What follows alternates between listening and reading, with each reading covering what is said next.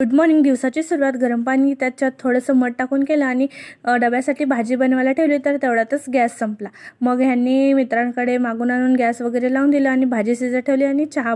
पण ह्यांना चहा पिऊनच जावं लागलं कारण वेळ झाला होता. मग चिनूसाठी खाऊ बनवायला घेतले तर त्याचं असं रडायचं चाललं होतं आणि तो माझ्या मागे सरकत किचनपर्यंत आला होता.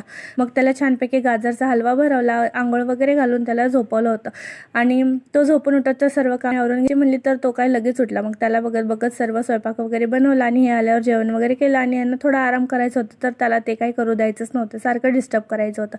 मग दुपारी बाहेर फिरायला गेल्यावर चिनूला मांडीवर बसून ठेवलं होतं, तर त्याला मांडीवरच बसायचं नव्हतं, स्वतः बसायचं होतं. मग त्याला थोडा वेळ बसू दिला आणि इकडे तिकडे छान बघत होता. नंतर मग घरी आल्यावर दिवाबत्ती केली, चिनूसाठी खिचडी बनलं होतं. मग हे त्याला चारत होते, तोपर्यंत मी माझं स्वयंपाक वगैरे आवरून घेतला आणि जेवण वगैरे करून असं संपवला आजचा दिवस. पेजला फॉलो करा, चॅनल सबस्क्राईब करा. भेटूया परत. बाय.